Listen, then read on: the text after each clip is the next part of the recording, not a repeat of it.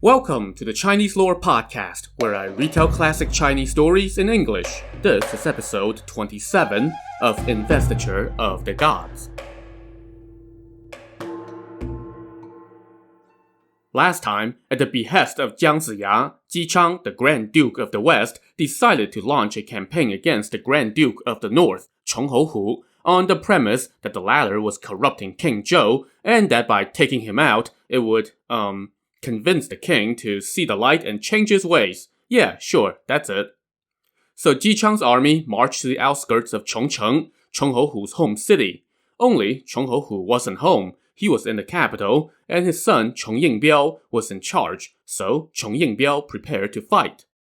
The next day, Jiang Ziya sent the general Nan Gongquo out to challenge for combat. As soon as the challenge was given, the city gates swung open with the blast of an explosive, and a squadron of troops raced out, led by one of Chong Yingbiao's top generals.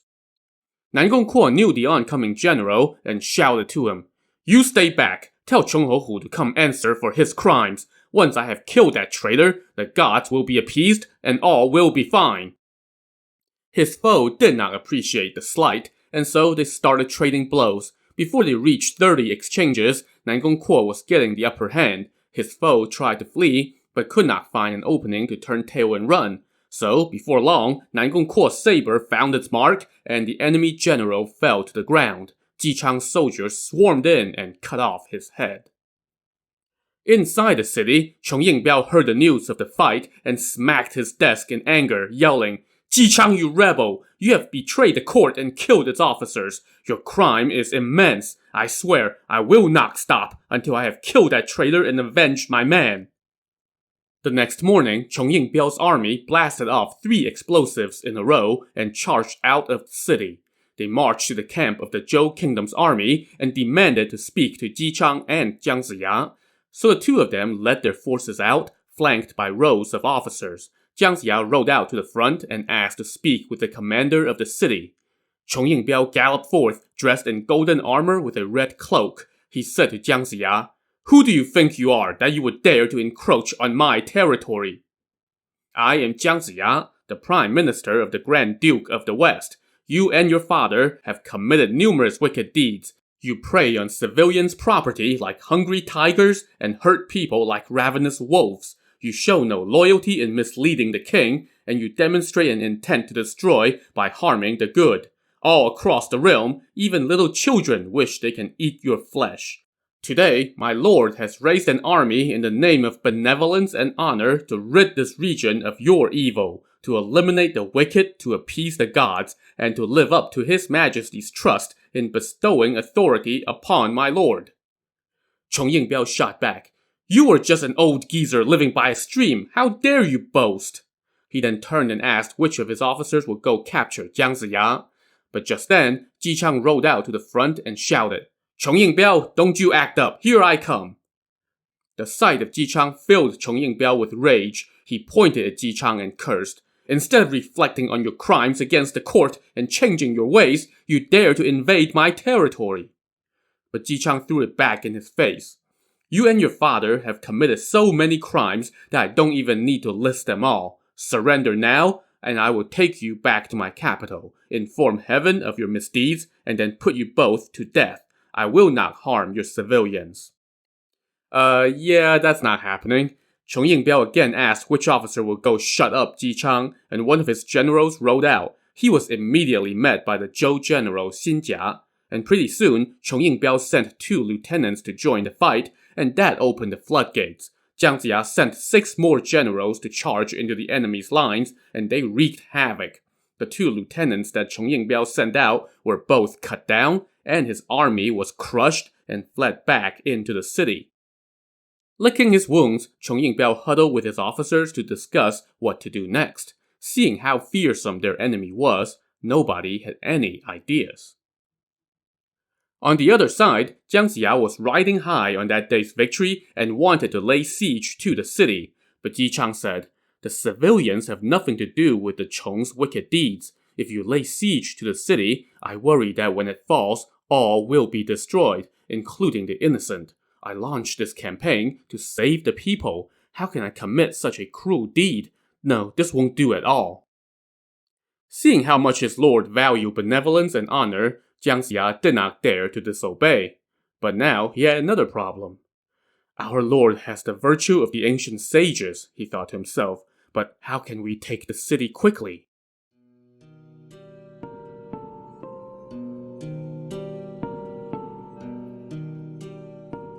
A couple days passed without further fighting, and then good news arrived for Chong Yingbiao. His uncle, Chong Houhu, or Black Tiger, was approaching the city with 3,000 men.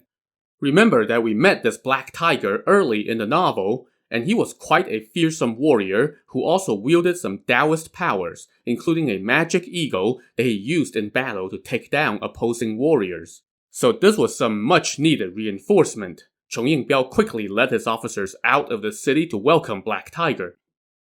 "Uncle," Chong Yingbiao said as he bowed from the saddle, "pardon me for not bowing deeply as I am clad in armor." "Good nephew," Black Tiger said, "I heard that Jichang was attacking you, so I have come to help." Chong Yingbiao thanked him profusely, and they entered the city together. After they sat down, Black Tiger asked why Jichang was attacking. "I don't know why he's attacking us," Chong Yingbiao said. "We fought them a couple days ago and suffered a defeat and lost some officers. It's our family's great fortune that you have come to help us." So they feasted that night. The next day, Black Tiger led his army out of the city to seek battle. Jiang Ziya promptly sent General Nan Gongquo out to answer the challenge. Black Tiger, with a face as dark as the bottom of a wok, a long red beard, 2 golden eyebrows, and a pair of vicious glowing eyes, rode out to the front and shouted, "You have recklessly invaded someone else's domain without cause. This is not a campaign befitting a lord." Nan Gongquo retorted, "Black Tiger, your brother's wicked deeds are numerous. He has harmed the loyal and good and brutalized the innocent. As the old saying goes, it's everyone's responsibility to rid the world of traitors." And with that, he raised his saber and made for Black Tiger. Black Tiger wielded his axe and they started hacking at each other. After 20 bouts, Nan Gongquo proved to be no match for Black Tiger and fell back. Black Tiger didn't bother chasing him, and instead just returned to the city in victory. Inside the city, Black Tiger was greeted by Chong Yingbiao, who watched the action from the command tower. Chong Yingbiao asked him, "Uncle, why didn't you release your magic eagle to capture Nan Gongquo?" "Nephew, you're young and don't understand," Black Tiger explained. "Have you not heard that Jiang Ziya was a Taoist disciple on Kunlun Mountain? If I use my magic, he will recognize it and find a way to break it, so why waste it on the first fight?" The two then sat down and started discussing how to repel the attack. Black Tiger said, "You should send a memorial to the capital to inform the king. I will write to your father and ask him to return so that we may strategize and capture Jichang." Chong Yingbiao did as he suggested, and within a few days, the messenger arrived in the Shang capital. He first went to see Chong Houhu and presented him with a letter from Black Tiger. It conveyed the situation and implored Chong Houhu to return at once. Chong Houhu was enraged. He smacked his desk and cursed aloud. "Jichang, you old scoundrel! You fled in defiance of your lord. You should be executed for that. His Majesty has wanted to attack you on several occasions, but I have tried to hold him back behind the scenes. And now, instead of being grateful, you're bullying me. If I don't kill you, I will not return." And so he quickly donned his court regalia and went to see King Zhou. He told the king, "The treacherous Jichang refuses to stay within his own territory and has led an army to attack me. His actions are truly wicked. I hope your majesty will grant me justice." "Jichang committed a severe crime in fleeing from the capital," King Zhou said, "and now he dares to attack a top minister? He deserves to die. You may return to your domain first. I will mobilize forces to help you eliminate the traitors." So Chong Houhu quickly rounded up an army of 3,000 and left the capital. A few days later, he arrived back at Chongcheng. While his army set up camp a mile outside the city, he was greeted by his son and brother. Chong Houhu greeted them happily, and they all rode back to the city together. As soon as they entered the city gates, Black Tiger suddenly pulled out his sword and let out a shout. Before anyone could react, his bodyguards had swarmed in, seized Chong Houhu and his son, and tied them up. "Good brother, what are you doing?" Chong Houhu shouted in confusion. Yeah, what's going on here? Well, let's rewind the clock back to that night when Jiang Ziya was pondering how he was supposed to take the city when his lord was refusing to lay siege to the place. Well, an idea came to him. He dispatched the general Nan Gongquo to the city of Caozhou, which was commanded by Black Tiger. Nan Gongquo received a warm welcome from Black Tiger, who asked about the reason for his visit. My lord Jichang and my prime minister Jiang Ziya send their respects, Nan Gongquo said. They also asked me to deliver a letter. As he spoke, he presented the letter to Black Tiger and said, Jiang Ziya, prime minister of the kingdom of Zhou, pays his humble respects to your lordship. I have heard it said that as a vassal, one is obligated to lead his lord down the proper path. One must advise his lord honestly, take care of the civilians, and ensure their prosperity, so that the land will be at peace. He should not pander to the wickedness of the king, cause suffering to the people, or enrich himself in the name of the king. And yet, your brother has done exactly that. He has accumulated a mountain of wicked deeds and is as vicious as a tiger. Both men and gods detest him. Everyone wishes they could eat his flesh and sleep on his skin, and all the nobles have turned their backs on him.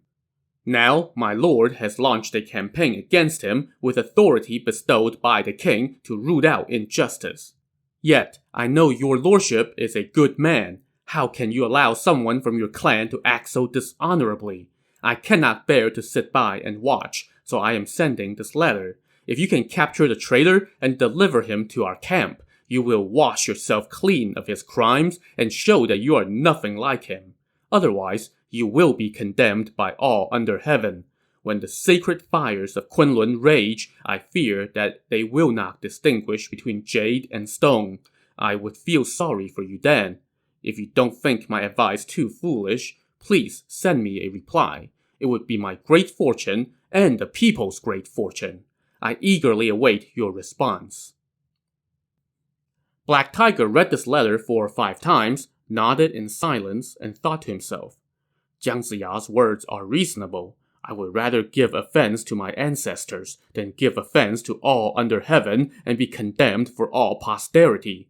Even a most filial descendant cannot cover for my brother's actions. I would rather beg my parents for forgiveness when I reach the underworld if it means allowing my clan to survive. All this while, Nan Gongquo was watching him nod and mumble silently to himself, but did not dare to ask why. After a few moments, Black Tiger said, General, I take your prime minister's advice to heart. There is no need for a written response. Please go on back first and relay my respects to your lord and prime minister. Let them know that I will personally deliver my brother to their camp to answer for his crimes.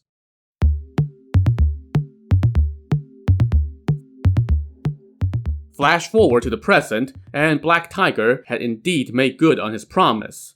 While his brother and nephew stood bound, Black Tiger said to Chong Houhu, Brother, you are a highly ranked vassal. Instead of cultivating your benevolence and virtue, you have caused chaos at court, harmed the civilians, resorted to cruel punishments, and oversaw the construction of the Deer Terrace, which has drawn the wrath of the entire realm. All the nobles of the land want to declare war on our family. Jichang sent me a letter and asked me to set myself apart from your foolish ways.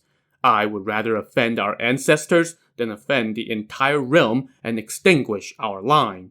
That is why I am delivering you to the Zhou camp. There is nothing else to be said.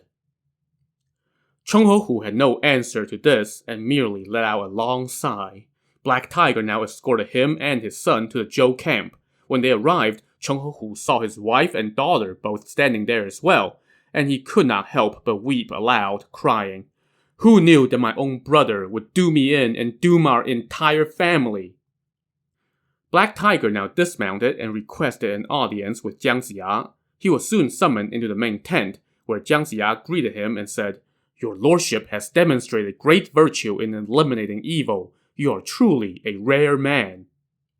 Black Tiger bowed to thank him and said, Thank you, Prime Minister, for your kindness.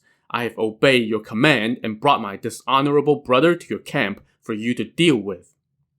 Jiang Ziya now asked Jichang to join them, which he soon did. Black Tiger paid his respects and received a warm welcome from Jichang, who asked what he was doing there, because apparently Jichang had no idea at all what had transpired.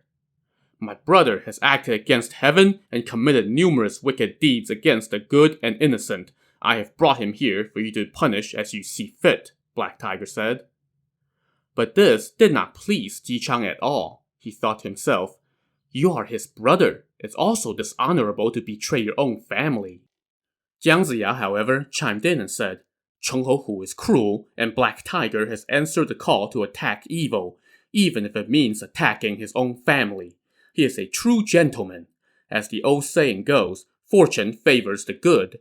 All under heaven despise Chong Houhu and wish that they can eat his flesh. Even children grind their teeth at the mention of his name. Now, we all know Black Tiger's virtue. The good in his family is now distinguished from the wicked. Next, Jiang Ziya ordered that Chong Houhu and his son be brought in, so the guards pushed them into the tent and forced them onto their knees. Jichang sat in the center, flanked by Jiang Ziya and Black Tiger. Jiang Ziya said to Chong Houhu, you have done much evil. Today, heaven is smiting you. What do you have to say for yourself? Now, Jichang was leaning towards sparing Chong Houhu's life, but Jiang Ziya knew his lord's tendencies, so he quickly ordered the guards, take them outside and behead them at once. The guards did as he commanded, and momentarily they returned with the two heads on a platter. Jichang, being the benevolent lord that he was, had never seen a severed head before. The sight of the two heads scared him out of his wits. He covered his face with his sleeve and said, this is too much for me. But Jiang Ziya just shrugged and commanded that the heads be hung up by the camp gate for public display. Next, Black Tiger asked Jiang Ziya to decide the fate of Chong Houhu's wife and daughter. Your brother's wife had nothing to do with his crimes, Jiang Ziya said, and daughters are born to be part of other families, so there is no fault with his daughter either. Please set them up in a home and provide for their needs. You may put one of your officers in charge of Caozhou and make Chongcheng your new seat of power. Then you will be safe and secure in your own kingdom. Black Tiger followed his instructions and then invited Jichang to enter Chongcheng and inspect its storehouses and its row of residents. But Jichang said, since your brother is dead, you are in command. There is no need for me to inspect anything. I will take my leave of you now. And so, despite repeated entreaties from Black Tiger to remain a while, Jichang and Jiang Ziya took their army and started back home. Having taken over his brother's territory, Black Tiger now commanded much of the north and no longer answered to the Shang court. When word of this reached the Shang capital, the minister Wei Zi received the report. He rejoiced at the death of Chong Houhu, but frowned at the thought of Black Tiger now ruling the north as an independent power, and the fact that Jichang had waged war on another Grand Duke, which surely was a prelude to his challenging the rule of the Shang. When Wei Zi reported this news to King Zhou, the king was furious. Chong Houhu rendered great service, and now he has been murdered by traitors. This is despicable, he fumed. He then ordered that an army be mobilized to first attack Jichang and then Black Tiger, so as to avenge Chong Houhu. However, one of his ministers, Li Ren, said, Chong Houhu may have rendered great service to your highness, but he really did do great harm to the civilians and offended the nobles. Everyone despised him. Right now, everyone in the land is rejoicing at his death at Jichang's hand. Many officials were dissatisfied with the special favor that you showed him, and they would oppose your taking action to avenge him. I hope that you will take this matter slowly. If you rush it, your officials will think that you value him above all the nobles. Chong Houhu's death is but a minor matter. The uprisings in the east and south are the true concerns. I hope your majesty will think it through.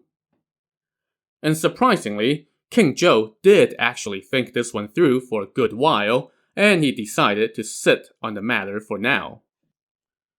Meanwhile, as the Zhou kingdom's army was making its way home, Jichang was not feeling well. Ever since he caught sight of Chong Houhu's decapitated head, he had been uneasy and unhappy. All along the way home, he ate little and slept less. Whenever he closed his eyes, he would see Chong Houhu standing in front of him. When they reached home, Jichang was welcomed into the palace by his officials and tended to by the royal physician. However, medicine did him no good, and his condition worsened by the day. Soon, he was teetering on the brink of death, so he summoned Jiang Ziya to his bedside. Jiang Ziya kneeled and asked how he was doing, and Jichang said, "I have summoned you for only one reason. I have reigned over the northwest as the leader of 200 nobles, and I have received great kindness from the king. Even though there are rebellions, I am still my lord's vassal, and I should not turn my back on him.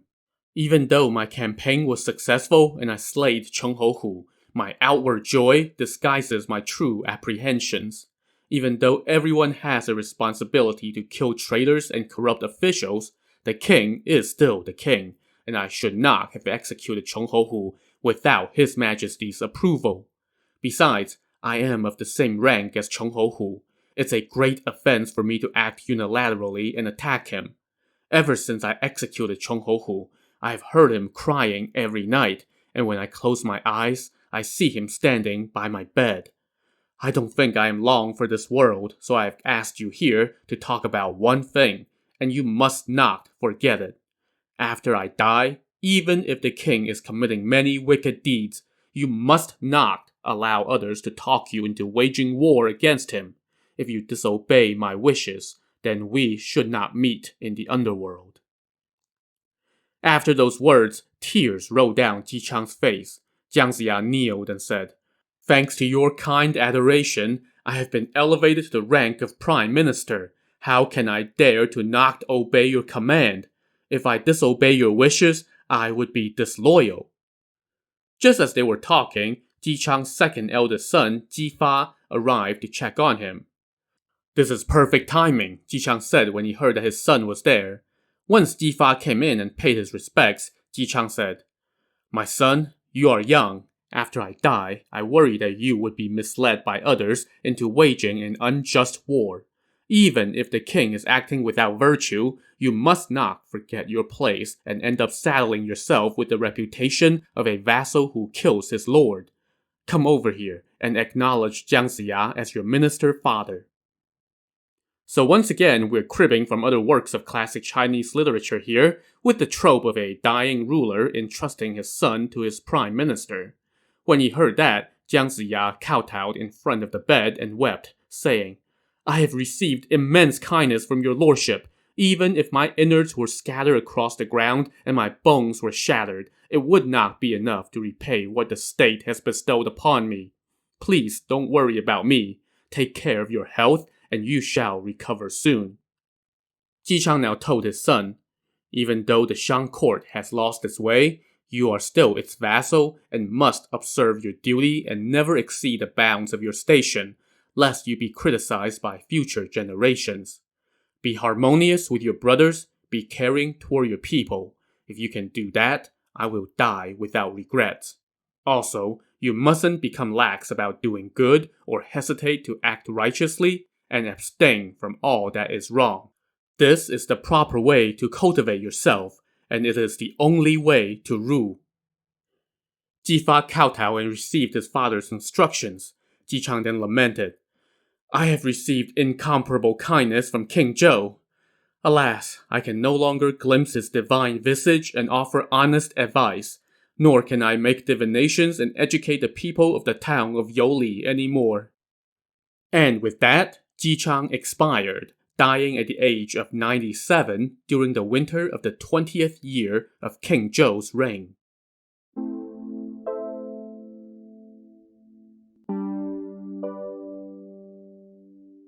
All the officials gathered and discussed the issue of succession. Jiang Ziya, on behalf of all of them, proposed that Jifa be elevated to his father's position as Grand Duke of the West and declare himself King Wu, or the Martial King. And of course, everybody agreed. It should be noted, though, that the addition of the king title was a rather provocative act against the Shang court, since it could be seen as a challenge to King Zhou's authority. Once Jifa buried his father, he elevated Jiang Ziya to the status of minister father, and all the other officials received a promotion of one level in rank as well. Then, lord and ministers all worked as one to continue governing the kingdom of Zhou as Jichang had instructed. Before long, all the surrounding frontier tribes and the 200 marquises under Jifa's command came and pledged their allegiance. Word of this big change in the west soon made its way into the Shang capital. It was received by the High Minister Yao Zhong, who discussed it with Wei Zi, another top official and one of King Zhou's uncles. Jifa has declared himself the martial king, Yao Zhong said. He obviously harbors grand ambitions and treasonous intentions. We must report this matter to His Majesty. But Wei Zi said, all the nobles of the land have seen how debauched the king is acting, and how he adores the wicked and shuns the loyal, so they are all harboring thoughts of rebellion. Now that Jifa has declared himself a king, there will surely be more unrest soon. Alas, even if we bring this matter to the king, that degenerate will not see it as a concern. It will be no use. That may be, but we still must do our duty, Yao Zhong objected. And so, he wrote a memorial to the king and went to the star-picking tower to report this urgent news. To see how King Zhou will respond, tune in to the next episode of the Chinese Lore Podcast. Thanks for listening.